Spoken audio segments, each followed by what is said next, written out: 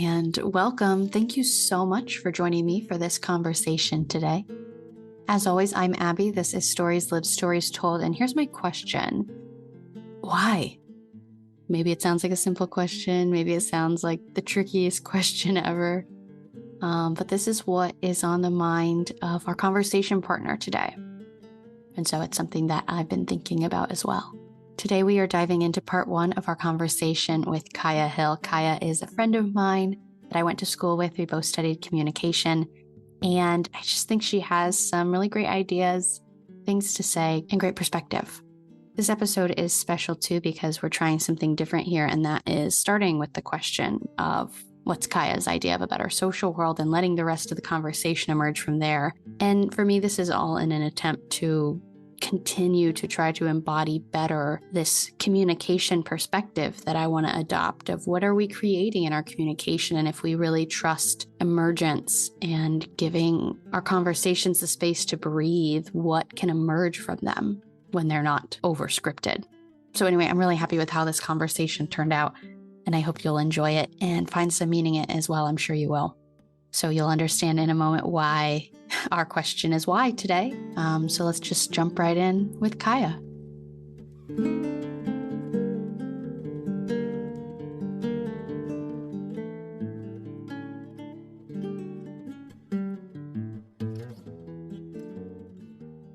Hi, Kaya. Thanks for joining me today. Hey, how are you? So good to see you, talk to you. I'm really looking forward to this conversation because, as you know, we're trying something new today, and I'm glad that you're my buddy to get to experiment with, because anyone who's listened to my other episodes will know that I want to end the conversation with, what's your idea of a better social world? And that comes out of the language of CMM, and I kind of have used that as like a recap of the conversation. But recently I was having a conversation with my dad, actually, and our conversation is what led to me thinking about trying to flip this and say, let's start with the question, what's your idea of a better social world? And let the rest of the conversation emerge from there, which is not my preferred way to do podcasts, or it's not how I've been doing them. I like to be a little more prepared than I am for today. Mm-hmm. So I'm a little anxious, but I'm trusting you as my conversation partner and trusting that whatever's going to come out of this conversation is going to be meaningful. Yeah, absolutely. I mean, I think it's a great way to kick something off. Like, it's out of your comfort zone, but you open the door to a world of possibilities by just asking this one question. So I was really intrigued by the question itself, and I think it's a great topic to start anything off with, let alone a podcast. Yeah, so, and that's what I'm like. I could start every podcast episode with this question and have 100 different conversations, because everyone's going to have something different to say and different experiences that have led them to have that beliefs. But that being said, Kaya, before we do jump into it, could you introduce yourself a little bit? Share some things and stories about you that you feel like are important to know about you as we go into this conversation. Absolutely. Absolutely. My name is Kaya Hill. I graduated from Ball State University in 2022. Yes. Last December. I studied communication. Interpersonal communication, to be exact. And as I was going through that, I actually, shout out to Mary Moore, if you're listening. She got me through college single-handedly, kept me in school.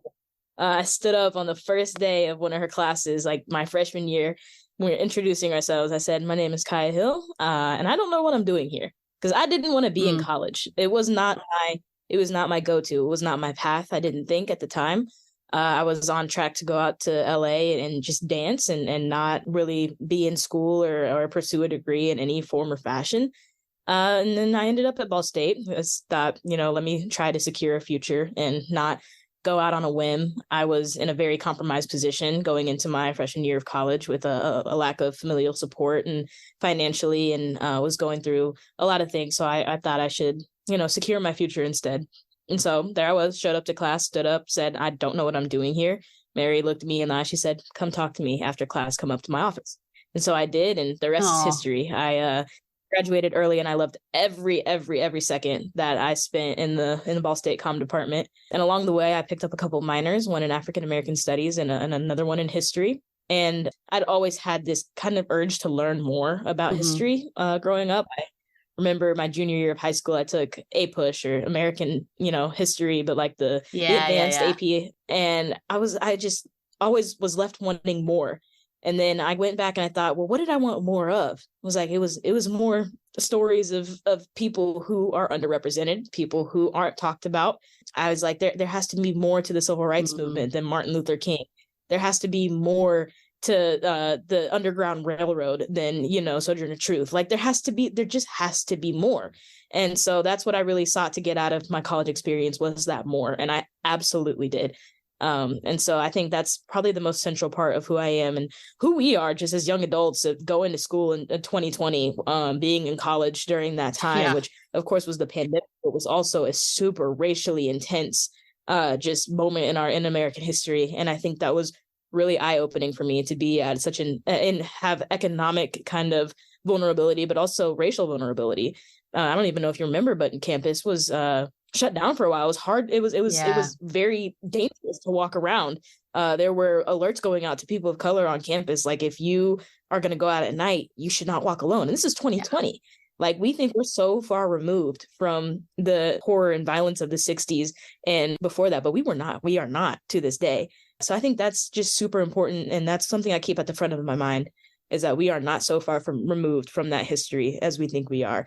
And the more we dive into it, the better off we are. The more we understand where we come from, the better we can build our future. And so that kind of goes into your question, building a better social world. I think I set that up. I was just going to say, okay. I'm pretty sure you're already answering the question, but get into that, Kyle. What is it that you see a better social world as being? Honest. I think we just need to, I think a better social world is an honestly social world. And I'm not talking in terms of like, just like telling everybody how it is, the way it is. It's not that. We need to remedy our dishonesty. We have been dishonest as a people for years, out of convenience, out of safety, out of protecting ourselves, protecting our history, protecting whatever it is we think is America or American or even just worldly. We have done so much to protect that. And a lot of that comes from lies and dishonesty and hiding things. And I truly don't think that we can advance to the best point of our society without acknowledging the things that we've done and where we've come from. I would say that 100%, we just need to be more honest and dive into the history. I think that's where it starts, is to the history. And that's how we begin to be more honest with ourselves, more honest with our history, is learning the things we don't know and really asking the question, why? Questioning everything. I think is super, super important and an important step in that. And it's like, there's so many things that we've been told our whole lives that we kind of just accept. Like, we don't take the second, and it's natural. It's human nature. And I think that's also important to remember, is that it's not malicious. Not always. There at points there it was malicious. So you look at the Reagan administration and how they changed the way we go about public education in general, how that was kind of the gatekeeping of education when that began in the 70s. When Reagan moved to make secondary educations and higher ed not free anymore. And that was directly following the integration of America, directly following the Civil Rights Act. And it was a deliberate attempt to keep certain information out of certain people's hands. And that's the kind of dishonesty I'm talking about, is that when you know that, you have to take into account that is what we did as a country. That is the direction we moved. And there are so many implications of that today.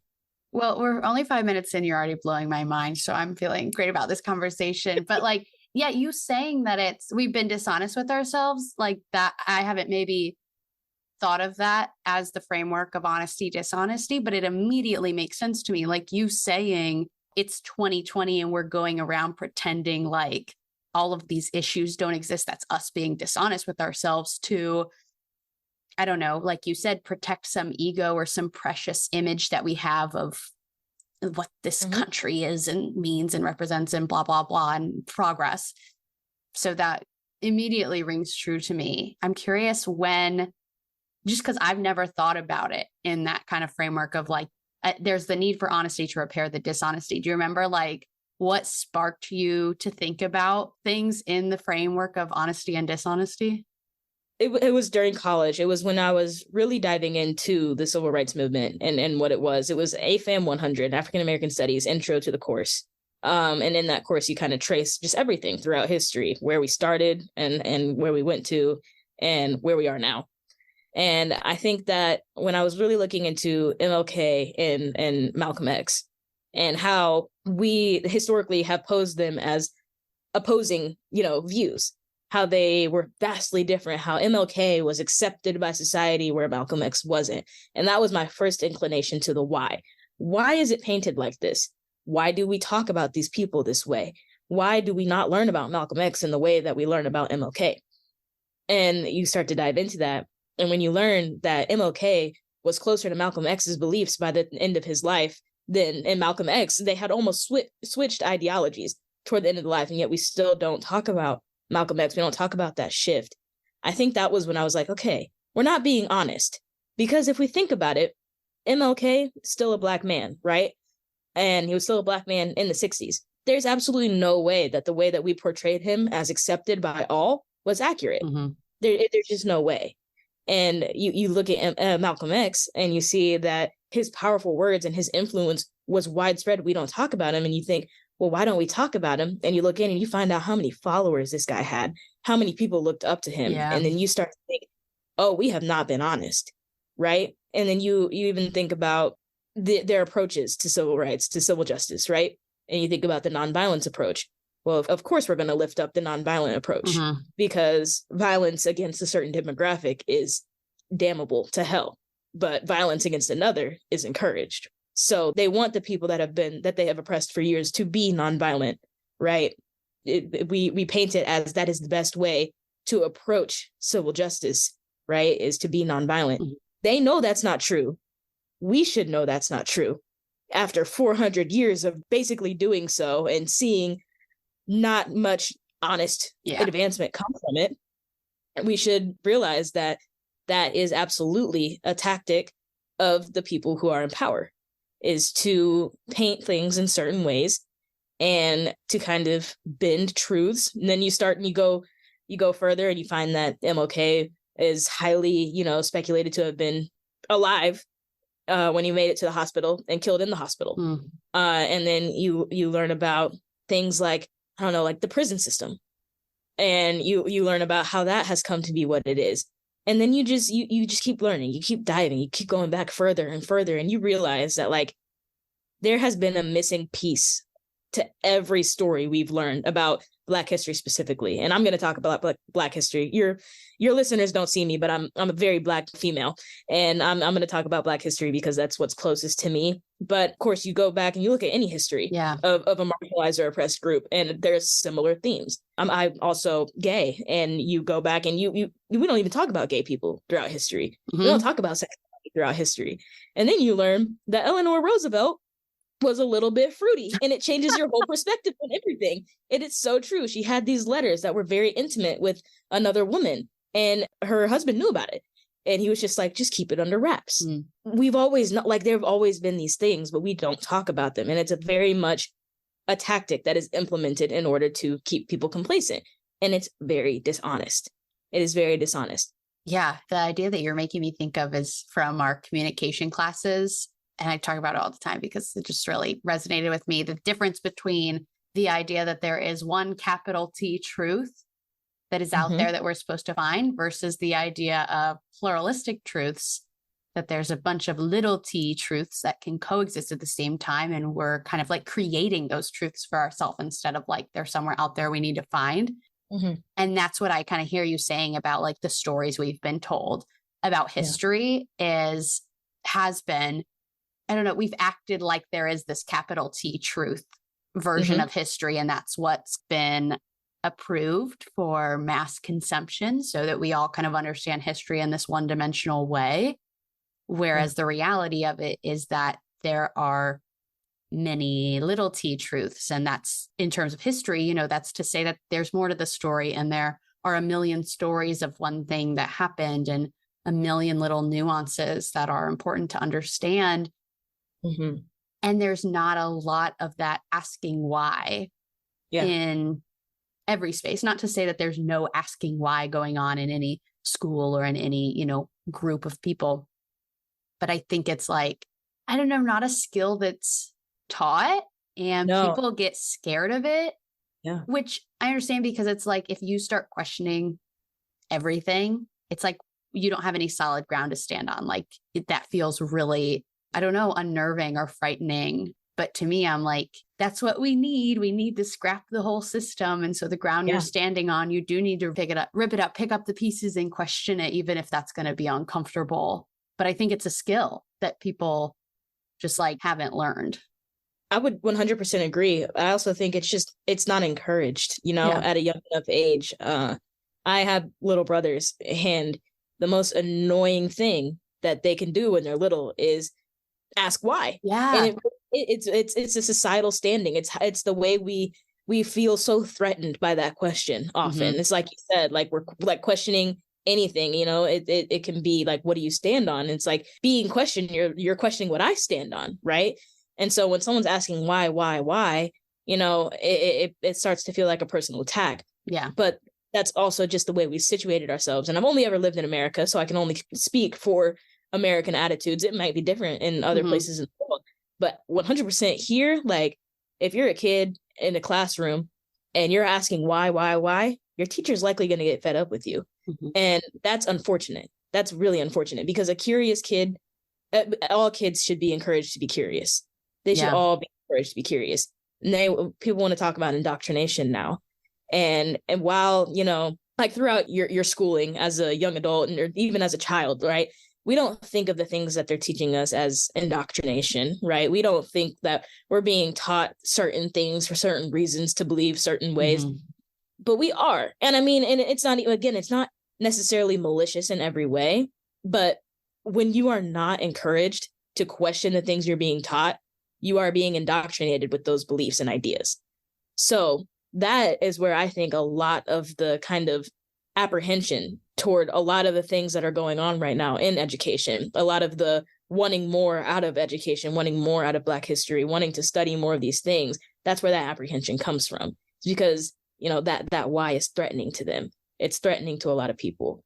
And I don't think it should be, but it's also like when you get to college and you start asking why, it's great, but it also feels a little bit too late, because that why is also, it's under the weight of despair. Yeah. It's like, it's no longer a curious why. It is a frustrated why. It is a why the hell, why the, it's that. Whereas when it's a kid, it's a curious why. And you can build on that understanding, and then you can act on it when you're in college. But when you start at 20, 21 years old asking that why, it's almost like you've already lost all hope. So it's very strategic. Again, it's very, very strategic. It's a way to keep people from asking those questions, I think.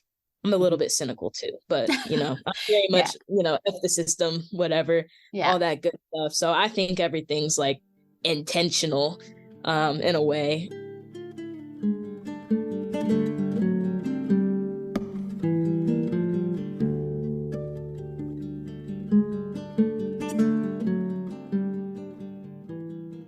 You said something that reminded me of something that's going on in Florida.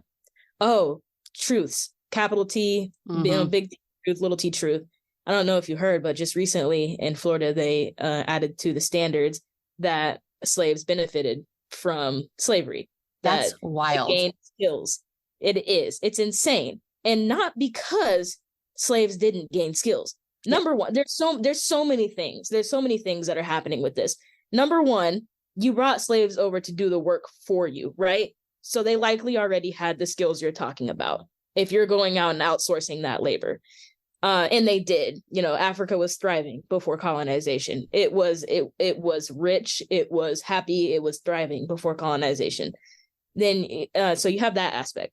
And then you also have the aspect that, well, when you bring someone over and you hold them in captivity, they're going into survival mode. And survival mode is going to teach you skills that are likely going to benefit you later in life. Whether, it's an unfortunate thing, it's really unfortunate, but it's, again, natural. It's human nature. So you're not wrong in saying that slaves gained skills. What you're wrong in doing is teaching that as a capital T truth and not a well-rounded story of what slavery entailed. And it's wild to me. It is wild to me, especially in Florida, especially right now with everything that they're doing, backtracking on so many African American history courses, so many topics and subjects that need to be talked about. And yet they implement this new thing where we're talking about slaves benefiting from slavery. And it's a very telltale sign of the direction that we're headed. Mm-hmm. Yeah, it's like the problem with that is you can say that, but the undertone that I'm sensing is that they're trying to say that as an excuse to make slavery not sound as bad as it was. And that's certainly not okay. Not at all. The thing that you were making me think of is when I also started asking why for the first time, because for me, I feel like it's really clear. Like I can point to my freshman year of college and say before that, I had a very like simple understanding of the world to kind of like right, wrong, good, bad, and that kind of dichotomy. And then I got to college and I experienced different things that I was like, I don't know how to fit my world into this right and wrong category anymore. I'm sensing there's some like gray area. And I feel like since then, that's really been my kind of path of like coloring in that, I don't know, gray in between to try to understand more of the nuances of the world.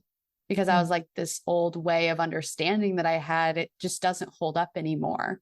And so I have to look a little closer at the things I thought I knew. And like you're saying, it's frustrating because for me, it was like a frustration of like, why didn't anyone teach me these skills earlier? It's so clear to me that the world is not that simple and that there are many little T truth stories, like out there. There's so many stories that coexist together. And like, why weren't those skills taught to me? Why am I having to figure this out now?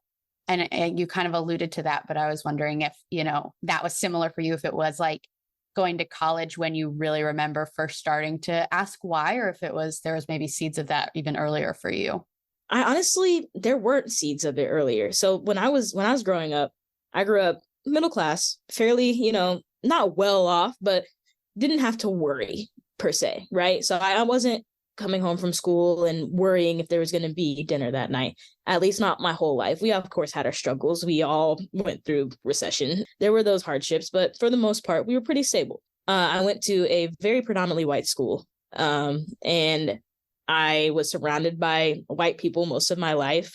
Most of all of my closest friends were white, and it made it a lot easier to just accept the things that we were being taught because I didn't have any other perspectives. I also grew up in a very, very Christian and Republican household. So it was also that implemented. So my kind of situation really set me up to believe in the things that they were teaching us, to not ask why. My mom hated that question. I didn't ask it, right? I was not that person. But again, like it wasn't until I started to get into African American studies. And I mean, there was a semblance of it, right? When I was in APUSH, when I was in, my history classes, and we spent, I think, 3 weeks on the New Deal, and about 2 hours total on the civil rights movement. That was probably my first what the F moment. Why are we spending so much time on one piece of legislation, on one thing, and we are spending a total of, I would say, 2 hours total on the civil rights movement. So that's like 2 class periods. Yeah. And then maybe in total throughout the course, probably a week's worth of Black history in there. And the way they teach it was just that's when it started kind of like be like, that's when I was like, why? What are we doing? What are we teaching? Why are we teaching it this way? Because I don't know when the last time you took history class was, or like if you think back to high school history and you think of the way it's set up and how they do it, like by like certain groups of years, right? So you'll have the Columbus came to America. You have that era. And then a little bit later, a Revolutionary War. And then a little bit later, there was, this and that, French and Indian War. Then there was a couple things. Oh yeah, slavery. That was the thing. 1860s though, it's gone. That's the mention. That is Black history from 1619 to 1860, according to most American history classes, at least the one I took, right? One's in Indiana. Again, I will never try to speak for anyone else's experience. I can only speak out of my schools. In my school in Indiana, that's the way they taught it. I know a lot of people have similar experiences. 1619, this is the first slave ship that arrived. And then up until 1860, the most mention that there is, slavery was a thing, but we abolished it in 1860. Lincoln did, right? And then talk about Reconstruction a little bit, just a little bit. And we say that's about repairing the South. We don't talk about the violence, the lynching, the pushback. We don't talk about that. And then we talk about Andrew Jackson and the Native Americans and the Trail of Tears and the atrocity that is. And then things happen, this and that and this. Oh, the 20s. We love the 20s. And then we get to the 60s. Oh, yeah. Civil rights movement. Black people get rights.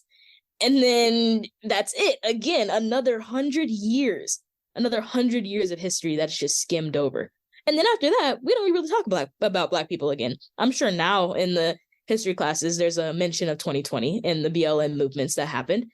But I'm sure there's still not a extensive and cohesive history of the prison system and what it's evolved into. Mm-hmm. There's not. That is, I think, one of the eeriest things that I kind of took on and kind of realized while learning about African American history was that we talk about it in chunks and that there is so much that happens in between those times. Like at every point where there's a step forward in Black rights or just like the smallest advancement, there's another thing that's enacted that sends you 10 steps back. Mm-hmm. You know, Black codes, Reconstruction violence, the prison systems, the war on drugs, economic disparity, just like it's constant, but they don't teach it as a constant thing. They teach it as, sporadically. Mm-hmm. We remember that Black people have not been treated the same, but we don't talk about it extensively.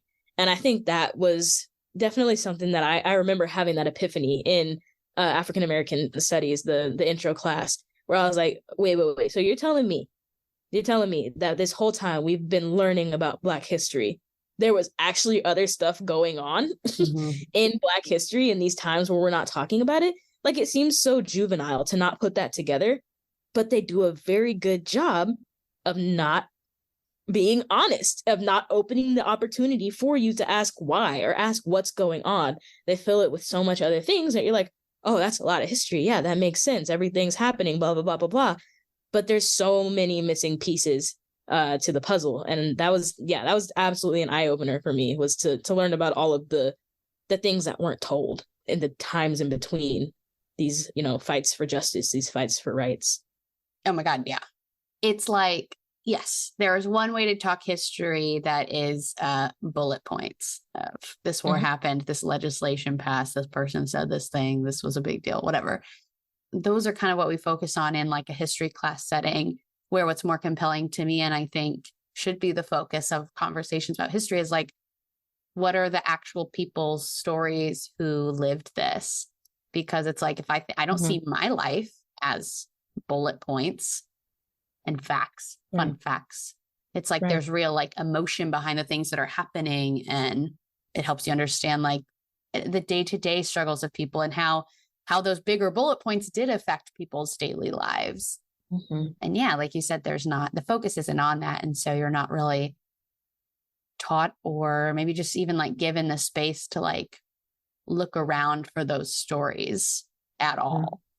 And I think it's interesting. So what you said made me think of what we're told in history classes, like growing up, and you're given these events, and a lot of times test time comes around, and like, you don't need to know names or dates or anything. And I'm like, when you grow up and you realize that names and dates are the most important parts of history, mm-hmm. Who's telling the story is central to what the history is, because history is in the eye of the beholder. We can witness the same event, but our standpoint, our experiences, our life leading up to that point is going to make us see that event completely differently. Mm-hmm. So it absolutely matters. I mean, it's like at some point in history, classes down the road, there'll be a quote, and it'll be, anyone who burns down a grocery store in their own neighborhood is a thug and a criminal. It's like, you don't need to know the names and dates, let alone that was our president. Mm-hmm. That is who said that. The name is important. It's 100% important. And no matter what way you take that comment, whether you agree with it or disagree with it, knowing who said it is going to impact it. It's like those and videos. The context of it matters. Absolutely. Exactly. That's what you miss when you don't pay attention to those stories. Because you can say slavery was ended, and we're like, great, sounds good. But until you look at the reality of it and the way people's lives were actually affected at that time, that is what gives you maybe some of that motivation for pause and to ask some more questions. And I think it's even interesting there because growing up in school, you remember hearing slavery ended, but we don't remember hearing about any celebrations, any, happy, anything, ending of slavery.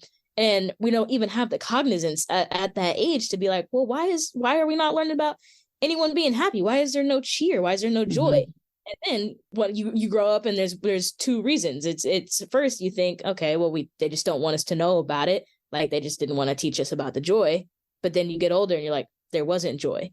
There wasn't that relief yet. Yeah. Right. There were people who didn't know until years later. Yeah. Right. So slavery was still going on after that point. So it's like you have to be in the position to even think to ask why. And I think that's something that our education programs have done such a good job of, is erasing that even disposition to ask why. Yeah. They disconnect the dots so heavily that we're not even in the place to even think that there's a dot to connect. And I think that is so dangerous. So like circling back to that better social world and, connecting those dots, it takes at the point we are in a society right now. I don't think that, unless every parent, or every soon to be parent, wannabe parent comes together and says, this is the way we're going to, teach our kids. It's not going to happen unless the people in charge start being honest about the things that they left out. And they're not going to do that unless people are holding them accountable too. Yeah. So it's just a whole thing, which is why I say honesty is the only way to a better social world, right? Because you even have like these beliefs of the Holocaust. And when you learn that, Hitler based a lot of his strategies, a lot of the things he did off of American slavery, it completely changes the way you approach that conversation. It changes everything. But we don't even, have the cognizance to put together that slavery and those things occurred in a time where Hitler would be able to draw from that. Like, we don't think that. We don't think about the fact that MLK and Anne Frank, they were born around the same time, right?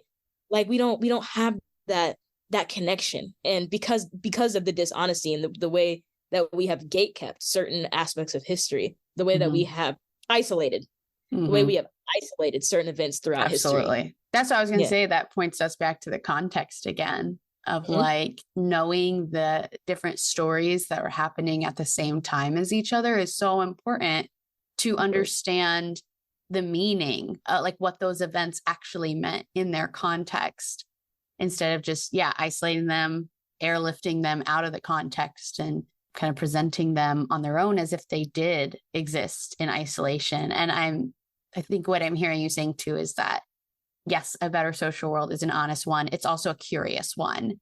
And I'm thinking back to your brothers, and I'm like, your brothers are, I can know immediately what you're talking about when you say adults are not encouraging question asking in young children who are going, why? And I can understand that would be annoying.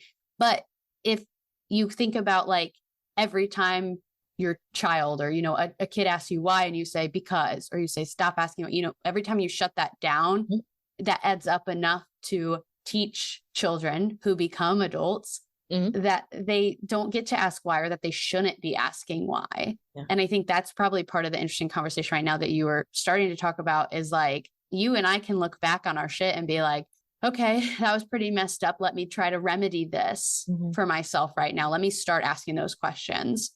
But it's like, what could happen if the people who are children right now, what if that curiosity is fostered? What kind of adults could they grow into? And what kind of social world would they be able to imagine if they had the tool of curiosity and if they could confidently use it because they hadn't been shut down their whole life from being curious?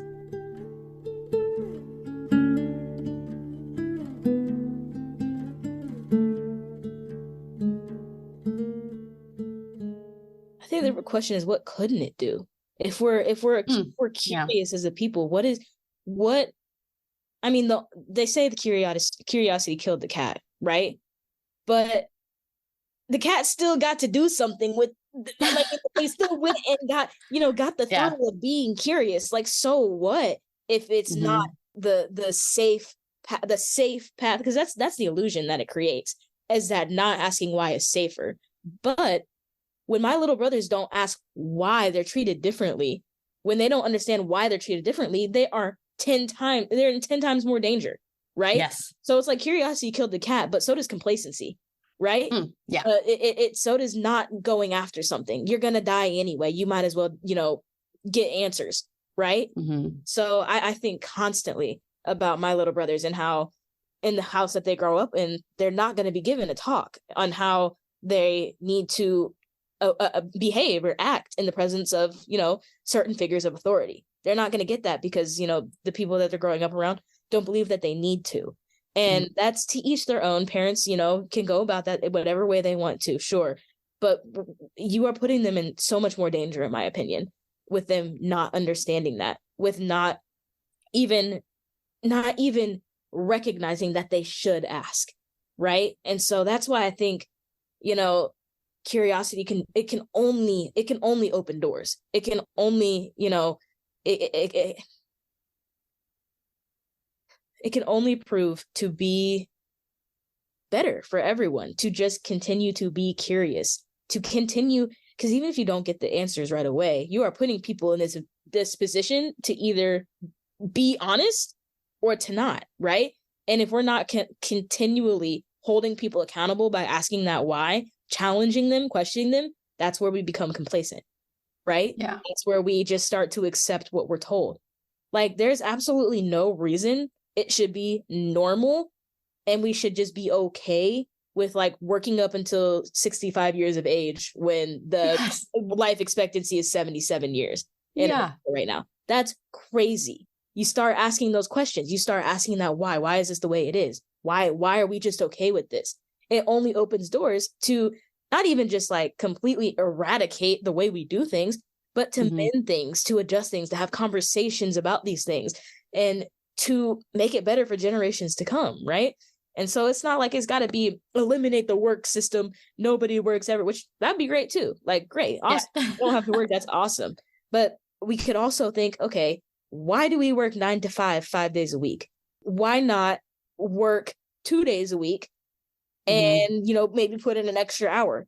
Or why do we have to be there Monday, Tuesday, Wednesday, Thursday, Friday? Why is there a weekend? Why does Saturday and Sunday exist? And why are we off Saturday and Sunday versus Monday and Tuesday? It can only open doors for conversation. And I get that eventually at a point, it could just be, well, why does the sun come up in the morning? Well, why this? Then you get to like the goofy, corny, like, sure, you can ask those questions, but those are things that are not within our control. When it comes to questioning a system, when it comes to questioning a way of life, it's the only way to advance, I think. When we stop asking why, we stop pushing to be better, and we start to just accept things for what they are. And I don't think we should ever just accept things for what they are, especially when we're in the greatest country in the world, right? Yeah. Like, if we're just going to accept things the way we are, we can't simultaneously accept things how they are and continue to be the greatest country in the world. That cannot coexist. So you have to question it. You have to ask why if you want to advance. Yeah. To me, it sounds like the asking why, looking back and reflecting and asking why, and also then following that up with, what could be different, what could be next, is really telling, I think, about what society values. And so I'm just hanging on it's a silly phrase, but it does feel like emblematic of this conversation of the like curiosity killed the cat, where it's like, if that is what you believe, then what I think is beyond just the surface level of that expression is like, almost like, don't be too curious or you're going to learn something you don't want to, or you didn't want to know. And I think what that's saying it values is we value keeping things the way they are. And we value staying in a comfortable zone where none of us have to like feel bad about where the cat doesn't have to die, to use the analogy more. But it's like, and not to get too morbid, but like, I don't know, maybe the cat needs to die, if the cat is the way things are, and so it's like, do you value maintaining some kind of status quo or some kind of false idea of peace that exists? Or do you value, what I would say is like real progress and real evolution and leaves room for that kind of curiosity and that kind of reflection that allows you to look back and move forward and try to be better. We can't even get to the conversation of what is a better social world if we're not actually trying to be better, because we're so busy trying to keep things the same, not for any really good reason other than it's what we know and we're scared of the unknown. Yeah.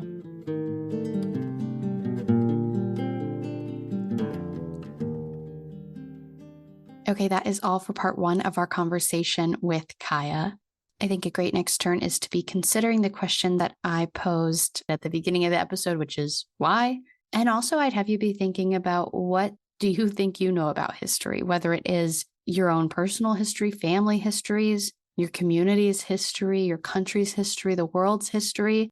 What do you think you know, and where can you be asking why, and where can you be looking for more stories that maybe have not been told? Like Kaya and I talked about today, our histories are really rich and full of personal stories and experiences and feelings and emotions. And that's not often the version of the story that we get told. So it feels important to be seeking out those stories where we can. And like Kaya and I kind of ended on this idea of curiosity killing the cat. Just how can you be curious? And just because that's a saying that people say, does that mean that it's true? And does that mean that that has to be something that we live by? I like this idea, and it's one I'm going to keep thinking about, and we'll kind of pick back up with it in part 2, which will come out next week. And I hope you'll join us back for that. As always, I am supported by the CMM Institute for Personal and Social Evolution. This podcast is just one of many initiatives, all designed with the idea of creating better social worlds and making the tools,